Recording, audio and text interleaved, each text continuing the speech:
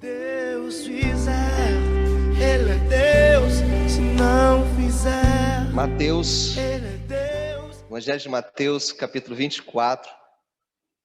Obrigado, Ezequiel, obrigado, Marcos. Vira para vocês aí. Mateus 24, de 1 a 14. Mateus 24, de 1 a 14.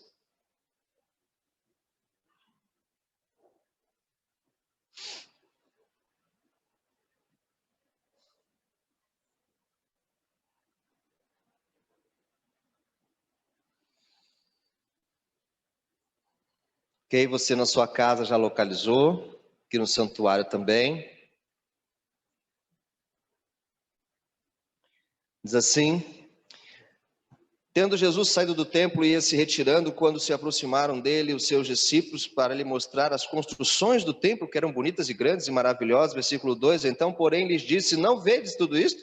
Em verdade vos digo que não ficará aqui pedra sobre pedra que não seja derribada. Versículo 3 até o 14 agora. No Monte das Oliveiras, achava-se Jesus assentado, quando aproximaram-se dele os seus discípulos, e em particular, e lhe pediram: dize-nos quando sucederão estas coisas, que sinal haverá da tua vinda e da consumação dos séculos. 4. E ele lhes respondeu: vede que ninguém vos engane, porque virão muitos em seu nome, dizendo: eu sou o Cristo, e enganarão a muitos. E certamente ouvireis falar de guerras, rumores de guerras. Vede, não vos assusteis, porque é necessário assim acontecer, mas ainda não é o fim. Você pode repetir essa frase comigo, por favor? Mas ainda não é o fim. Versículo 7. Porquanto se levantará nação contra nação, reino contra reino, e haverá fomes e terremotos em vários lugares. Porém, tudo isto é o princípio das dores. Você pode repetir comigo o princípio das dores? Princípio das dores. Obrigado. 9. Então sereis atribulados, e vos matarão, e sereis odiados de todas as nações por causa do meu nome. Versículo 10. Nesse tempo, muitos hão de se escandalizar, trair e odiar uns aos outros. Levantar-se-ão falsos profetas e enganarão a muitos. E por se multiplicar a iniquidade, o amor se esfriará de quase todos. Aquele, porém, que perseverar até o fim, esse será salvo. E será pregado este evangelho do reino por todo o mundo, para testemunho de todas as nações. Então virá o fim. Você pode repetir esta última frase comigo? Então virá o fim. O tema da conversa desta noite é discernindo os tempos para o fim de todas as coisas. Vou repetir: discernindo os tempos para o fim de todas as coisas. Estamos falando de um assunto, e eu estava e continuo em oração, e agradeço a vocês que também estão orando, como a irmã Janice, para que nós não saímos daqui confusos de nada do que está na palavra. Não quero me esconder atrás do texto que diz que nós não entenderíamos a respeito do fim de todas as coisas. Mateus capítulo 6, versículo de 1 a 3, Jesus Cristo está orientando, você não precisa nem abrir, é só um comentário. Jesus Cristo está orientando aqueles homens que viviam interrogando: como é que vai ser o fim, como é que vão ser as coisas? Jesus Cristo assim: engraçado, vocês veem o tempo, as nuvens, né, vermelho, céu vermelho, se amanhã vai chover, vocês veem meio escuro, amanhã vai dar sol, você vê meio escuro, se amanhã vai chover, está lá em Mateus 16, e é até hoje, a gente olha assim: amanhã vai dar um solaço pela noite, frio terrível, e eu disse: amanhã vai dar um solaço, porque olha para o céu, tem aquela argola em volta da lua, seja lá o que for. E muitas vezes vê aquela nuvem escura, vai cair um temporal, a temporal já está vindo, olhando as nuvens. E ele diz para aqueles homens: vocês sabem discernir essas coisas, mas vocês não conseguem entender sobre o reino do céu. Vocês não têm discernimento. E eles eram homens estudiosos da Bíblia, lá em Mateus 16, de 1 a 3. Aqui nós estamos de novo, e Jesus Cristo mais uma vez sempre encontrando essas pessoas, só que agora ele chama em particular os seus discípulos e vai dar a eles uma palavra, porque eles estão indagando o seguinte: ele está no templo, fala com dezenas de pessoas, sai do templo e diz, olha, sai do templo, os discípulos dizem assim, nossa, que templo bonito, né, Jesus? Que coisa maravilhosa. Quem é que já foi numa igreja muito bem construída, uma igreja linda, muito bem preparada, trabalhada? Eu rodei vários santuários, diz assim, da igreja católica aqui no Rio de Janeiro, e alguns são incríveis. Eu tive num mosteiro há um tempo atrás, alguns anos atrás, levado por um senhor amigo meu. A gente não podia nem tirar fotografia, porque a pintura era tinta de ouro, então você não pode fotografar, tem um esquema lá que eu não sei como é que é fotografar, que estraga a pintura ali no centro do Rio de Janeiro. E outras tantas igrejas batistas hoje, que são templos lindos, e é muito complicado, isso vai meio que na contramão, e graças a Deus eu faço parte dessa contramão, porque você manter isso depois é muito complicado. Algumas igrejas têm que se vender a determinados costumes que ela mesma não admite, para conseguir arrebanhar pessoas que paguem pela manutenção de um santuário desse tamanho. Desculpa aqueles que vêm de outra forma, eu acho bom crescermos, existem várias maneiras para isso, quero que a gente passe por isso como a gente passa dioturnamente nesta casa, mas sempre com sabedoria para discernir sobre a manutenção de tudo aquilo ali. Deus deu ao homem, lá em 1 Coríntios vocês têm isso, versículo capítulo 12, uma lista de dons, né? Deu ao homem vários dons, para a execução do reino, execução das matérias da igreja, para a execução das coisas da casa dele. Mas certa vez eu ouvi um pastor dizer, e anotei isso, e nunca mais esqueci, e ele está absolutamente certo, isso já vai muitos anos, já se vão muitos anos. O principal dom que o povo de Deus precisará, nos tempos futuros, que hoje são bem mais futuros do que eu e ele imaginávamos na época, eu era muito garotinho, será o dom do discernimento, discernir. Eu falei semana passada, e acho muito interessante você levar isso para a sua vida, não diga que uma coisa é santa, é maravilhosa, para depois você verificar se aquilo realmente é bom, se aquilo realmente é justo, se aquele negócio que está fazendo realmente é certo, se aquela pessoa que você está procurando realmente é uma pessoa de Deus que vai trazer mais somar do que diminuir, do que dividir, vai trazer mais benefícios do que malefícios para a sua vida, para depois que você se juntar com ela, você verificar realmente o que você fez. Provérbios, Salomão nos orienta sobre isso. Não diga que uma coisa é santa, para depois verificar se isso é. Discernimento, Provérbios está falando, Salomão está dizendo ali. E discernimento é o que Jesus Cristo está ensinando para aqueles discípulos mais chegados e para nós que somos a sua igreja hoje. E será que nós sabemos realmente sobre o fim? O que realmente nós entendemos sobre o fim? Você já sabe que é impossível saber todas as coisas. Não foram feitas para serem descobertas por você. A minha oração não foi dizer o que está aqui, porque o que está aqui é muito fácil de se entender. Foi para não falar nada errado. O meu medo esta noite é não falar nada errado. E por mais que você estude e pesquise, você corre o risco de falar alguma coisa errada sobre este assunto. E eu tenho as minhas avaliações teológicas e cristãs, ou seja, do que estudei, do que vivo no Evangelho, sobre esta questão. E é perigoso colocar isso muitas vezes para os irmãos. Mas eu quero então colocar o que a palavra está dizendo, e eu dividi e entendi de pelo menos 3 etapas diferentes para o fim de todas as coisas, o fim dos tempos, ou a volta de Cristo, como você quiser chamar. E eu estou chamando de 3 etapas para então o fim dos tempos, discernindo os tempos para o fim de todas as coisas. E aí eu vejo no texto 3 etapas que você muito bem já leu comigo e já destacou do que nós estamos nos referindo. A primeira dela é tempos antes do fim. Para quem gosta de anotar, discernindo os tempos para o fim de todas as coisas. Primeira coisa, os tempos antes do fim. Do versículo 4 até o versículo 6, você viu comigo, e eu vou ler devagar agora com você. Quando as pessoas estão perguntando a Jesus, como é que vai ser isso? Como é que vai ser o sinal da tua vinda? Como vai ser a consumação dos séculos? E então Jesus Cristo responde para eles, olha, veja que ninguém engane vocês. Primeira preocupação de Jesus Cristo aqui é que ninguém seja enganado, porque ele sabia que nós seríamos enganados. Ele sabia que você procuraria respostas onde não tem. Como diz por aí, chifre na cabeça de cavalo. E é exatamente o que as pessoas querem. Na semana passada eu falei sobre fake news, e eu disse que é uma verdade Fake news é uma verdade, lembra que eu falei isso? É uma verdade que tem ali uma manipulação para se colocar conhecimentos ou fatos mentirosos e dar então o ar da verdade para chamar a sua atenção. Não, realmente isso aí está acontecendo, é isso mesmo. E aí vem a notícia que é falsa, embutida ali atrás, e você transmite aquilo e acredita naquilo como sendo tudo verdade, onde você tem 5% verdade, 10% verdade, e os outros 90%, 95% completamente falsos. Isto é um fake news que enganou você. Jesus Cristo não quer que nenhum cristão seja enganado sobre a volta dele.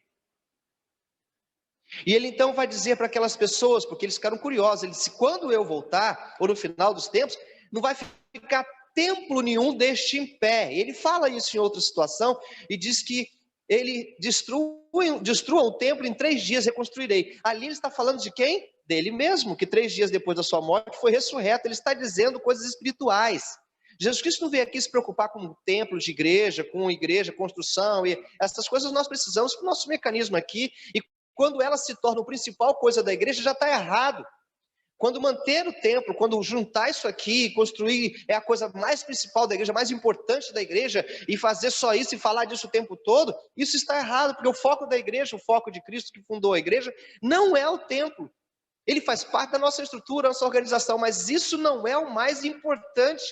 Ele veio para salvar vidas, para resgatar pessoas, para dizer, não sejam enganados sobre o momento em que vocês vão ser arrebatados, seja como for essa situação. E aí eles perguntam para ele, como é que vai acontecer isso? Nós somos chegados ao Senhor, nos ensine, a gente não quer ser enganado, a gente quer ajudar então. Falou, olha, você cuidado então para não ser enganado mesmo. Versículo 5. Porque virão muitos em meu nome. E é muito interessante isso aí. Falsos cristos. Virão muitos que serão chamados falsos cristos. Falsos cristos virão em seu nome. E ele diz assim, e enganarão a muitos. Virão muitos falsos cristos e enganarão a muitos. Muitos serão enganados. E aí eu quero que você escute muito bem essa situação aqui.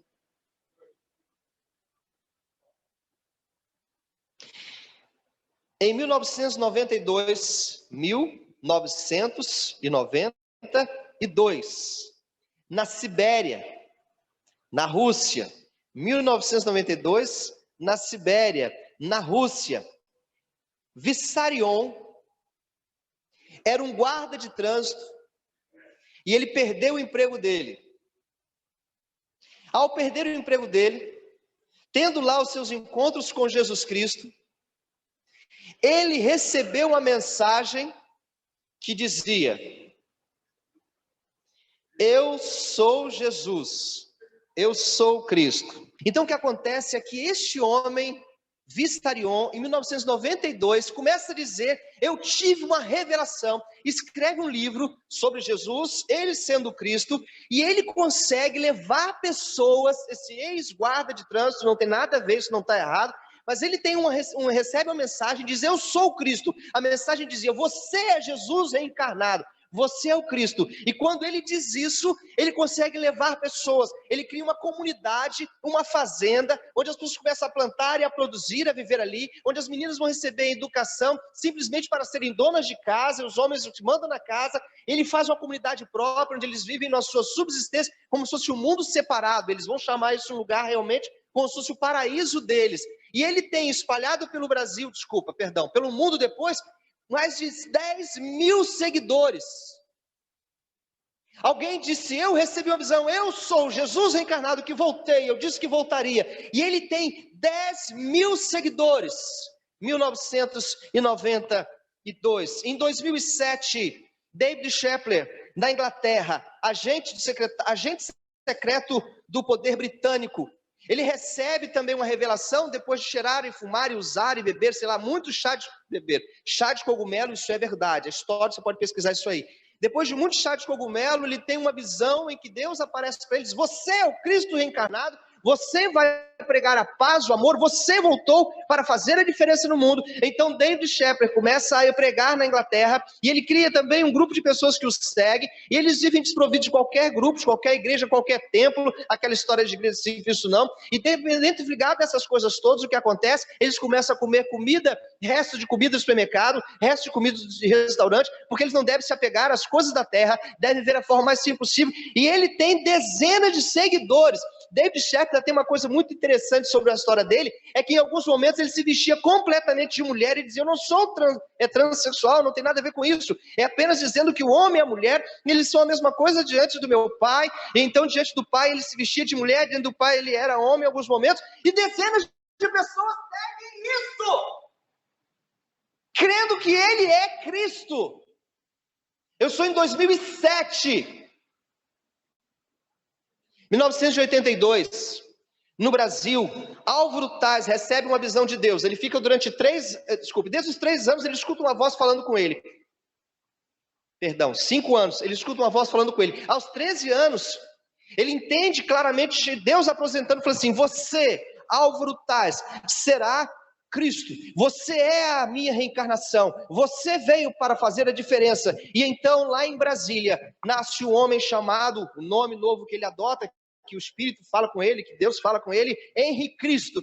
Quem já ouviu falar de Henri Cristo aqui? Henri Cristo nasce exatamente nesse momento, em 1982, ouvindo, e a partir daí ele começa a ter dezenas de seguidores. Também cria uma fazenda, também cria um lugar separado, e hoje ele ainda vive lá em Brasília, nesse lugar separado, mais de 15 administradores trabalham com ele lá, pessoas ministram junto com ele lá, e ele tem pessoas espalhadas pelo Brasil inteiro que seguem o Henri Cristo. O nome daquele sítio, o nome que eles chamam lá é a matriz da igreja desse Cristo novo, desse Cristo encarnado de Henri Cristo, é Suprema Ordem Universal do Santíssimo da Trindade, numa chácara lá em Brasília.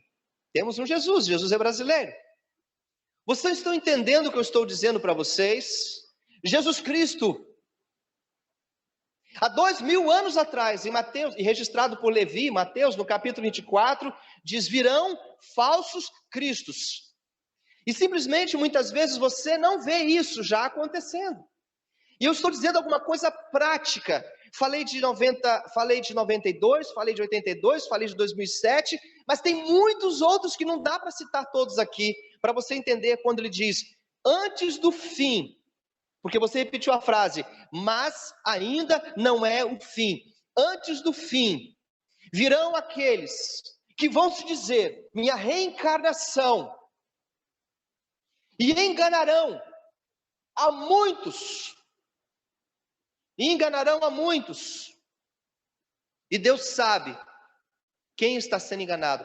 E eu te pergunto, por que são enganados? Agora eu vou te dar um outro exemplo. De pessoas que entram na igreja muitas vezes, parecem santas demais, começam a orar mais que o pastor, começam a orar mais do que o irmão, começam a clamar mais que nele acontece, as coisas acontecem, e dezenas de pessoas saem da igreja criando isso aí. Para quem não sabe, já falei outras vezes, vou só repetir, a comunidade evangélica da Barra da Tijuca, ela foi criada exatamente assim, no ministério da primeira igreja batista da Barra da Tijuca, quando um grupo de pessoas começaram a orar num apartamento, e Deus lá revelava coisas maravilhosas e incríveis, e os donos da academia de ginástica, ali do lado da igreja batista, entenderam que eram os líderes desse culto de oração na casa deles, entenderam que lá eles oravam mais do que oravam na igreja, lá eles clamavam mais, lá eles eram mais fervorosos, estavam mais bons a Deus, e eles então levaram, quando eu fui chamado para ser seminarista naquela igreja, eu cheguei e encontrei uma igreja dos jovens desfacelados, porque muitos jovens líderes da igreja foram atrás desse grupo e criaram a comunidade evangélica da Barra da Tijuca, na parede da primeira igreja batista da Barra da Tijuca, numa academia de ginástica. Atrás de quem você foi? Atrás de quem você anda seguindo? Quem você anda buscando? De que maneira você tem deixado que engane você?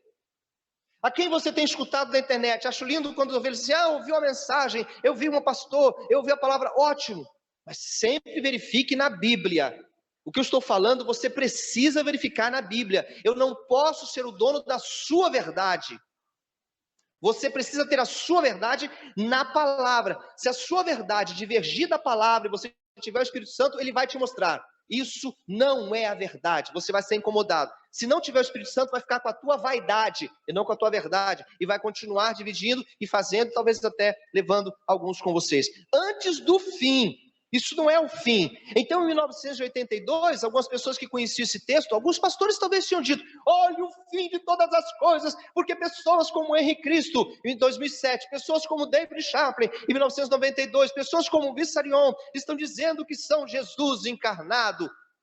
Pense com a mente, eu fiquei curioso nisso, sabe? Pense com a mente daqueles que estão naquela época. O que eles estavam pensando? Que era o fim de todas as coisas. Enquanto a Bíblia diz, ainda não será o fim. O texto diz: não sejam enganados, há um processo para o fim de todas as coisas, e esse momento não será o fim ainda. Então, se você vê alguém hoje, em 2020, levantando-se como Cristo, entenda que há um processo daqui para frente. Bom, e aí ele vai falar sobre guerras, versículo 6, né? E vocês vão ouvir falar de guerras, de rumores de guerras. Vede que não fiquem assustados, porque é necessário que assim aconteça. Olha só para mim, hoje, através das redes sociais, é muito complicado, porque você ouve falar de guerras, rumores de guerras, coisas parecidas em todo lugar, e muitas vezes você diz: olha lá, o presidente dos Estados Unidos está provocando o presidente da China, e vai vir a terceira guerra. Aí você começa a falar de isso, que seriam rumores de guerra. Está acontecendo agora. Eu sou mais bonito, quem puder olha para mim. Está acontecendo agora, está existindo agora. Então eu quero que você aprenda, não quero que você seja enganado. A frase é: mas ainda não é o fim. Você pode falar bem forte para a gente dar aquele balançar, vamos lá? Mas ainda não é o fim. Porque você vai ouvir isso na internet, eu não vou estar vivo para te lembrar isso. Continua o texto, e aí eu falo do segundo momento, do segundo tempo. Então a primeira etapa, que Jesus está ensinando sobre o fim dos tempos, discernindo os tempos, para você discernir, entender os tempos, é que existirão coisas que acontecerão, mas ainda não é o fim. Segundo momento, tempos do início do fim. Eu não vim explicar, disse Jesus, eu vim confundir. Então peço que você esteja em oração e veja bem isso aqui. Tempos do início do fim.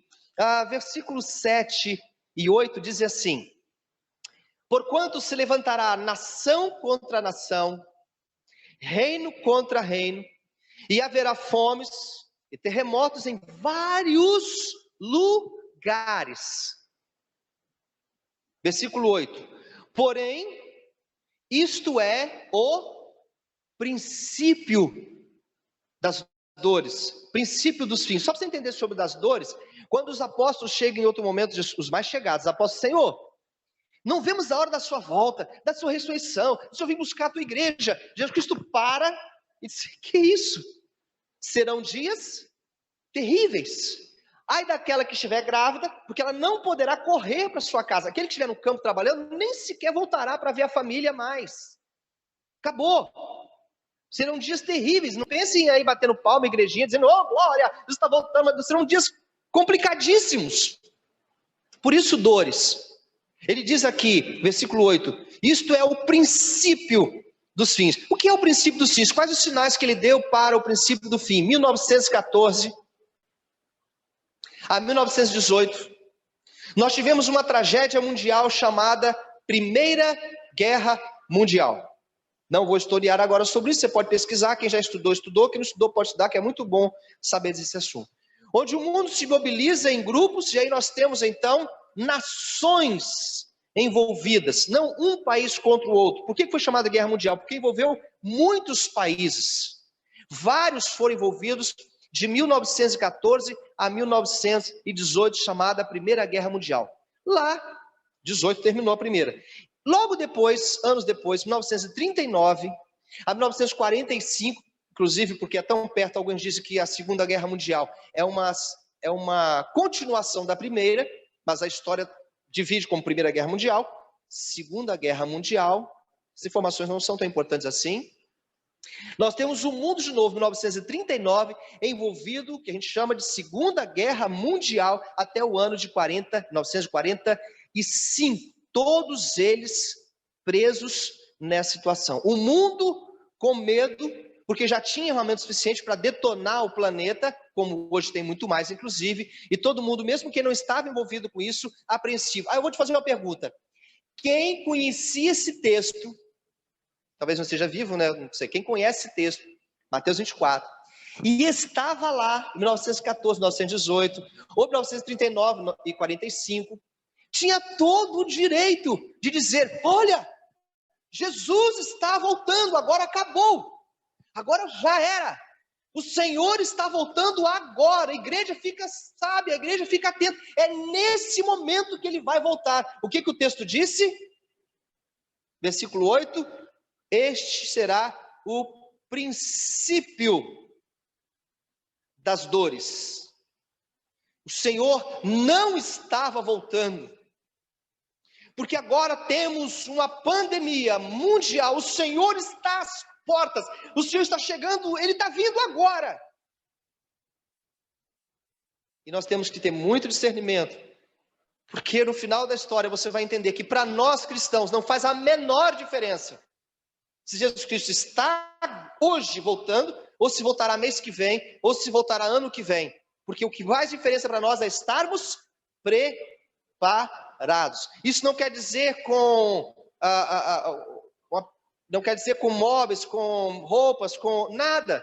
Isso quer dizer com o coração entregue a Jesus Cristo, e deixando Jesus Cristo seu Senhor, e deixando Jesus Cristo seu Salvador, e deixando Jesus Cristo seu primeiro e único, e deixando Jesus Cristo fazer a diferença na vida das pessoas, e da sua vida. É isso que é estar preparado. Não interessa qual emprego, qual a casa, qual o casamento, quantos filhos, nada.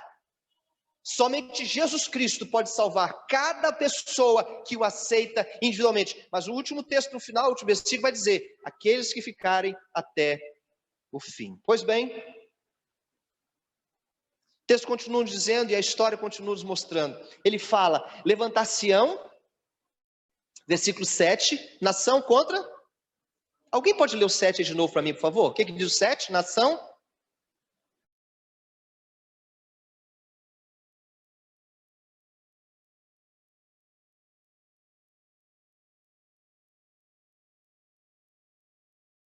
Obrigado. Ele fala nação contra nação, reino contra reino, Primeira Guerra Mundial, Segunda Guerra Mundial, exemplos. Quando eu nasci, eu ouvia muito falar da guerra do Irã e Iraque. Eu passei minha infância toda, adolescência toda, vendo isso vender jornais no Brasil e muita notícia sobre a guerra do Irã e o Iraque. Para mim, esta era a referência de guerra, não a Primeira Guerra Mundial, não a Segunda Guerra Mundial, porque eu já tinha passado isso aí, eu não tinha idade, não era nascido ainda. Mas a guerra do Irã e do Iraque, para mim, foi a guerra que acabaria com o mundo na minha adolescência, na minha infância. E ele fala que haverão também fomes. Em 2020, 18, 19, 20, as estatísticas também não são tão recentes. Presta atenção. Botsuana, Malawi, Namíbia, Uganda, Tanzânia e Zâmbia numa só união republicana. São exemplos de nações, de países do mundo, de extrema pobreza, de extrema fome. Em 2014, o Brasil saiu dessa estatística. Em 2014, o Brasil deixou de fazer parte desse rol que é mundial de países onde existe uma crise humanitária gigantesca, onde pessoas morrem sem comer, onde nações ou pessoas, etnias inteiras, grupos inteiros, têm prejuízos de várias maneiras de seu corpo, porque são subnutridas, seus ossos não desenvolvem, seu cérebro não desenvolve, seu estudo não alcança nada, porque elas não têm alimento, nutrientes, são subnutridas.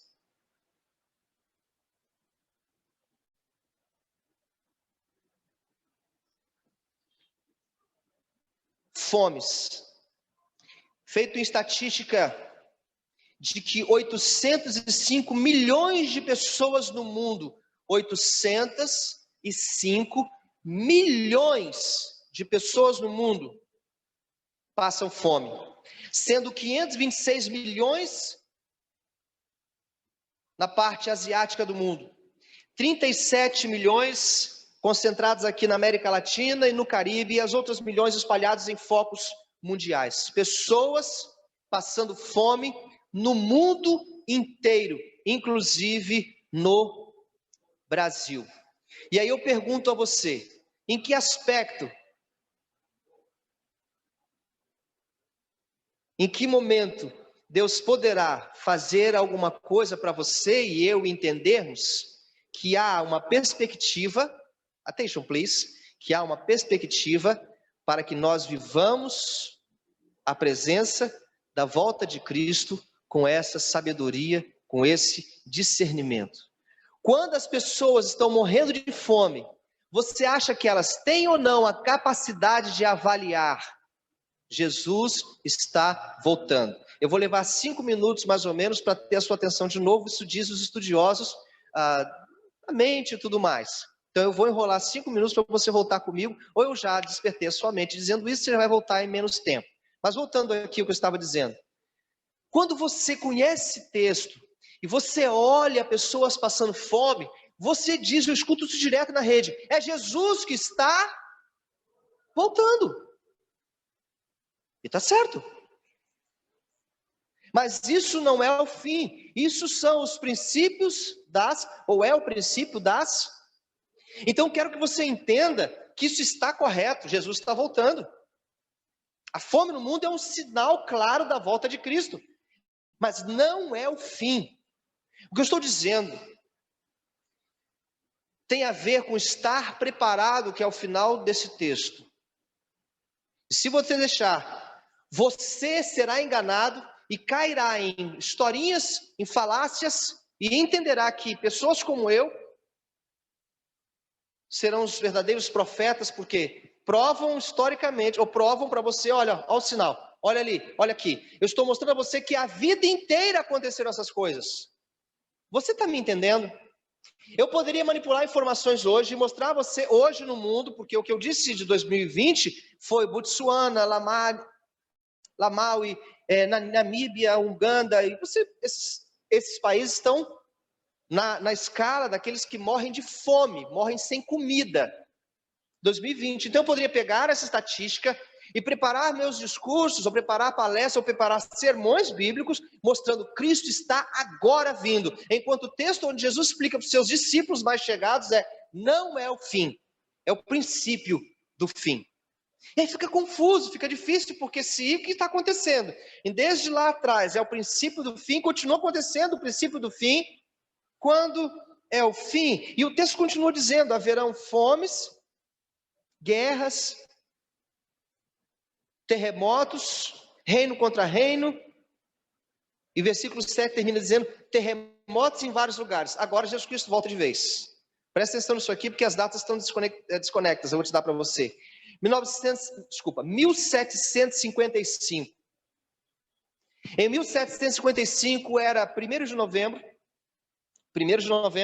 1755, às 9 horas e 20 minutos, 9 horas e 20 minutos, lá em Portugal, em Lisboa, houve um terremoto que atingiu 9 pontos na escala Richter. Ou seja, uma escala que vai de 0 a 9, atingiu 9, o máximo. 100 mil pessoas morreram assim. Deu certo, né? 100 mil pessoas morreram desse jeito. De uma hora para outra, desculpa. 100 mil pessoas. Porque um terremoto balançou Portugal. Portugal não estava preparado. Foi algo que marcou a história do mundo em 1755. Você acha que cristãos que estavam lá não disseram, Jesus está voltando? E era verdade. Ele estava voltando. E continua voltando. Mas era o princípio das dores.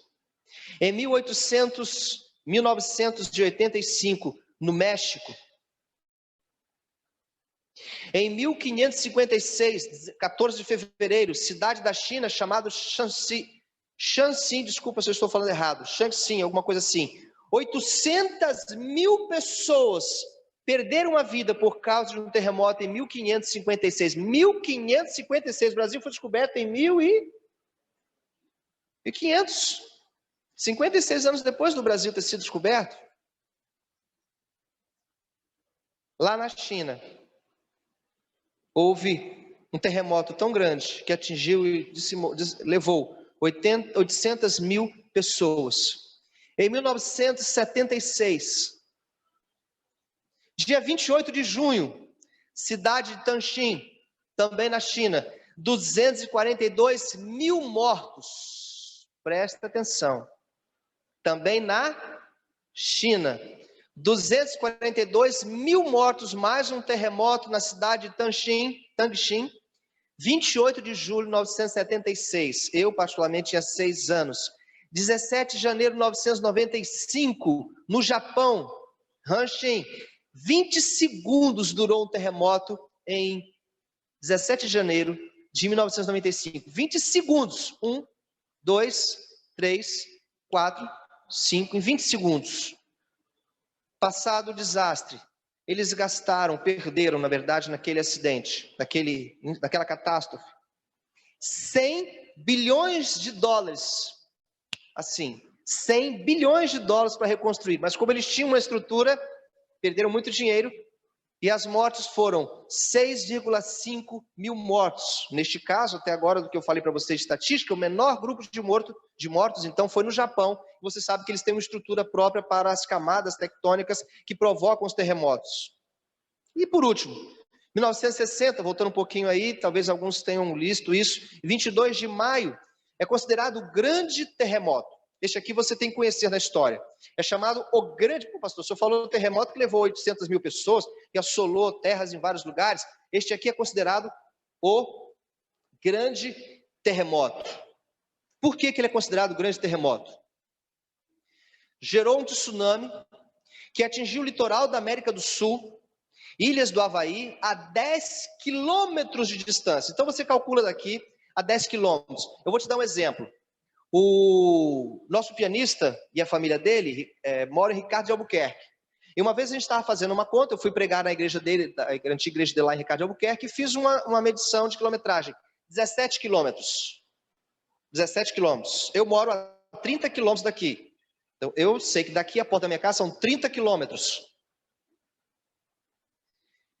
Esse grande terremoto que marcou a história em 22 de maio de 1960, ele é chamado grande terremoto porque ele foi medido com 9,5 na escala que vai de 0 a 9. Você entendeu? Na escala Richter. Numa escala que vai de 0 a 9, ele foi reconhecido como um terremoto que atingiu 9,5.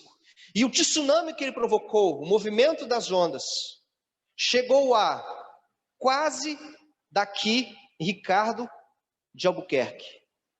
Na metade do caminho, um pouquinho mais da metade do caminho, pra você entender. 10 quilômetros, 17, né? 10 quilômetros de distância. Quem conhece esse texto? Quem conhecia esse texto? Quem conheceu esse texto?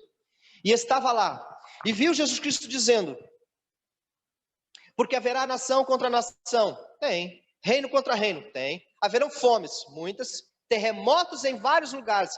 Jesus está voltando. E aí vem o versículo 8. Porém, isto tudo é apenas o princípio das dores. O que eu estou querendo dizer a você, o que eu tenho entendido através do ensinamento de Jesus é que ele está voltando constantemente. O tempo dele não é o nosso, a Bíblia já disse isso várias vezes. Jesus realmente está voltando. E aí eu quero chegar na terceira etapa do nosso estudo de hoje, discernindo os tempos para o fim de todas as coisas. Primeiro, tempos antes do fim, ainda não será o fim. Depois, tempos do início do fim, princípio das dores. E agora vem os tempos do fim chegar. A partir do versículo 9 ele diz então, sereis atribulados e vos matarão. Sereis odiados de todas as nações por causa do meu nome. Neste tempo, muitos hão de se escandalizar, trair e odiar uns aos outros. Levantar-se-ão muitos falsos profetas e enganarão a muitos. E por se multiplicar a iniquidade, o amor de muitos se esfriará, ou de quase todos, é o texto que eu tenho aqui. O amor se esfriará de quase todos. Aquele, porém, que perseverar, versículo 13, até o fim, esse será salvo. Será pregado este evangelho do reino em todo o mundo, para testemunho de todas as nações. Então virá o fim. Vocês viram ali uma reportagem sobre 103, um filme, né? 103 anos da Junta de Missões Nacionais da Igreja Batista Brasileira, Igreja Batista do Brasil. Então, há 103 anos nós viemos evangelizando e pregando a palavra para que o reino todos alcancem a palavra de Cristo. E sobre perseguição, quantos de vocês não poderiam dar exemplos? Eu vou começar lá no início da história. Em 310, depois de Cristo, o imperador Geta, que vai reinar até 313, depois de Cristo, quando Constantino assume, os cristãos são dissecados, triturados, torturados, são levados, esfolados vivos, porque são cristãos. Quem se declarasse cristão em 310 depois de Cristo, era morto com honra de quem matou. Está entendendo o que eu estou falando?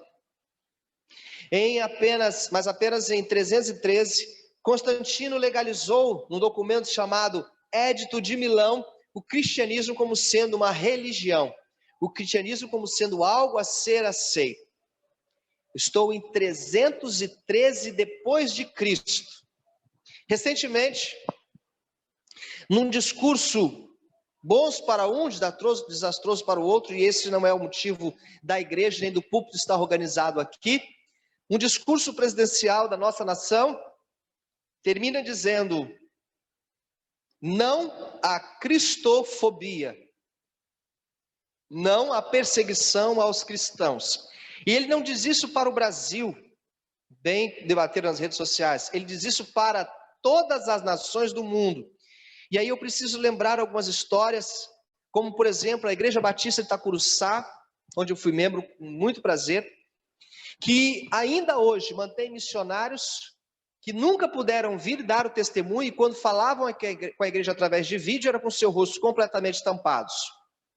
Me lembro daqui, da Igreja Batista Jardim Auma, quando nós recebemos da Igreja Batista onde eu fui pastor há algum tempo atrás, onde nós recebemos uma missionária, e nós não podemos falar para vocês ou para a igreja o nome dela verdadeiramente, apenas o nome fictício que foi criado pela junta, porque ela estava indo para uma nação onde ela poderia usar o seu nome. Foi aqui mesmo, né? Foi isso mesmo? Ah, obrigado. E não, vocês que levaram para sair depois comer a pizza, aquele negócio todo, que alguém saiu com ela depois, para vocês? Eu me lembro de alguma coisa assim. Foi aqui, né? E aí o que acontece? Ela não podia revelar o nome dela, porque ela estava indo para uma nação de perseguição, de morte e prisão de religiosos cristãos. Vocês já viram muitas vezes vídeos e mais vídeos de pessoas sendo assassinadas, mortas à beira-mar, em nome de Cristo.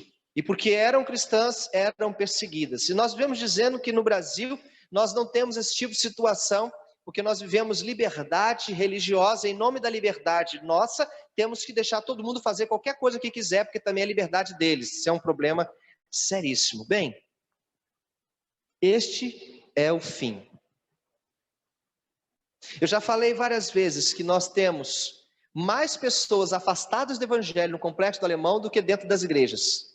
Isso é fácil de falar, você não precisa de estatística para isso. Porque ex-crente tem tudo quanto é lugar. Mas aí vem um problema sério que está no versículo 13. Aquele que perseverar será salvo. E eu só tenho um jeito de explicar sobre esse texto. Eu só tenho um jeito de entender esse versículo. Nem todo aquele que me diz: Senhor, Senhor, é salvo. Entrará comigo no meu reino. As igrejas estão cheias de pessoas que estão sendo enganadas, que não entregaram seus corações para Jesus, não disseram: eu aceito a Jesus Cristo. Não estão preparadas para o fim de todas as coisas. Você está disposto a perder a sua mulher? Está disposto a perder o seu marido? Está disposto a perder os seus filhos? Está disposto a perder os seus bens, que você lutou tanto para construir? O que você está disposto a deixar em nome de Jesus? Esta é a questão. Porque Jesus Cristo diz: aquele que não estiver disposto a aborrecer pai, mãe, irmãos, irmãs, a essas pessoas ignorarem você, não está apto, é inapto para o reino dos céus. Irmãos, antes que você se preocupe com o evangelho sendo pregado em todo lugar, antes que você confirme com as suas próprias palavras e pesquisas de que o amor de muitos estão se esfriando, antes que você veja o tempo todo, 24 horas, há mais de 50 anos na nação brasileira, a iniquidade tomando lugar da verdade, ou seja, o erro se tornando a verdade, o que é mentira, o que é falácia, o que é falso, e agora que inventaram essa palavra fake news, mas o Brasil vive disso há décadas, se tornando a verdade, antes que você se preocupe com tudo isso, eu quero concluir a mensagem dizendo: só tem uma maneira de você estar realmente preparado para o último versículo, então virá o fim. Por quê? Do início das dores você já viu, do princípio, antes do fim você já viu acontecer, o início das dores você já viu acontecer, e agora você vive o fim de todas as coisas. Eu tenho uma coisa minha pessoal, isso não é da palavra, eu tenho entendido assim: Jesus Cristo está voltando todo dia. O apóstolo Paulo, em alguns textos, ele fala assim: digo eu e não o Senhor. Ele vai orientar a igreja e fala: digo eu e não o Senhor. Então dá licença de falar assim: digo eu e não o Senhor. Você vai estudar e tirar suas conclusões. Para mim, Jesus Cristo está voltando todos os dias. A Bíblia diz que quando eu morro, eu descanso no Senhor, e o Senhor descansa dos seus cuidados para comigo. A Bíblia diz que na ressurreição dos mortos, aí é outra coisa, na ressurreição dos mortos, os que morreram primeiro, ressuscitarão primeiro, e já estão. Lá na cruz, quando Jesus Cristo fala com aquele homem, que diz: lembra de mim no paraíso, ele diz: hoje estarás comigo no paraíso.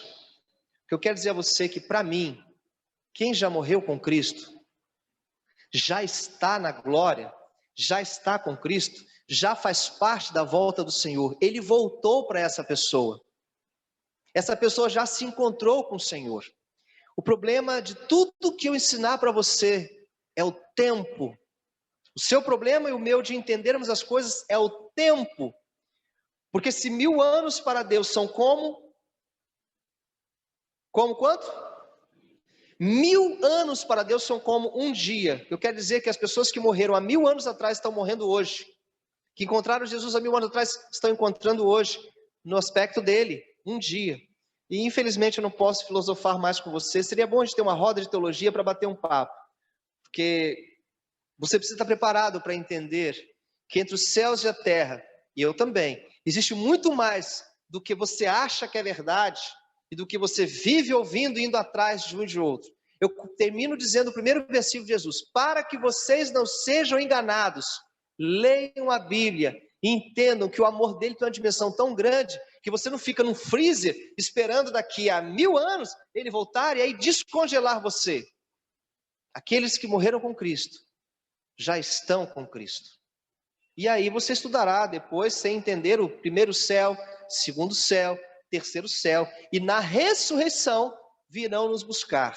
Virão nas nuvens para o Senhor nos encontrar, estarão conosco e nós estaremos juntos se estivermos vivos para isso. Mas esta volta de Cristo, esse fato de vir e dar um basta, como a gente costuma dizer, esse é um ato, mas ele já está voltando para quem morreu de tsunami, para quem morreu no terremoto, senão essa palavra não seria verdadeira, porque o fim deles foi naquele momento. Depois a gente pode conversar sobre isso, anote suas dúvidas, mande mensagens para mim, e a gente pode dialogar sobre este assunto. Mas esta noite, a coisa mais importante, tudo que eu falei, é que Jesus está voltando, e o versículo final diz, você precisa estar preparado. Então, antes de você ficar alarmado com tsunamis, já começou a apertar, Marcos, vai falando, estou vendo. Antes de você falar de tsunamis, antes de você falar de terremotos, antes de você ficar por aí dizendo, porque a volta de Cristo é agora, saiba que isso já está acontecendo. E o mais importante é estar preparado. A última coisa que eu ouvi recentemente foi que aqueles que zombaram de Cristo no Carnaval do Rio de Janeiro do ano passado, que é um carnaval mundialmente conhecido, aqueles que esfregaram Jesus no chão, e na verdade estavam esfregando toda uma denominação, uma religião permitida a partir de 313 por Constantino, 313 depois de Cristo por Constantino, aqueles que tentaram humilhar o cristianismo, aí alguém falando, não sou eu, disse na internet, em 1 ano depois, uma doença só, não acontecerá o carnaval, coisa inédita na história do planeta. Quem está no controle? Deus. Você só precisa entender isso. Deus abençoe as nossas, falar de mim, tá? As nossas vidinhas, as nossas preocupações, as nossas ansiedades que parecem gigantescas, nossos medos, nossos choros. Deus abençoe nossa vidinha, nosso mundinho, porque o dele é muito maior.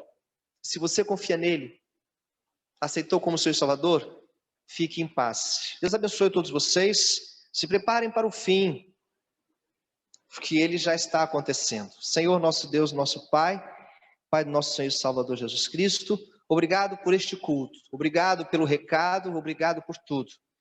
E dá-nos paz ao coração, para que cada pessoa tenha a certeza da salvação em Jesus Cristo. Quanto a mim, quando chegar a hora de partir desta casa, irei dizer com toda clareza, por não me esquivei de falar-lhes toda a verdade, e ela está sendo pregada. Deus abençoe com perdão dos meus pecados, em nome de Jesus e não no meu nome, de hoje para todos sempre. Amém e amém. Deus abençoe vocês, uma boa semana para você. Não está firmada nas coisas que podes fazer.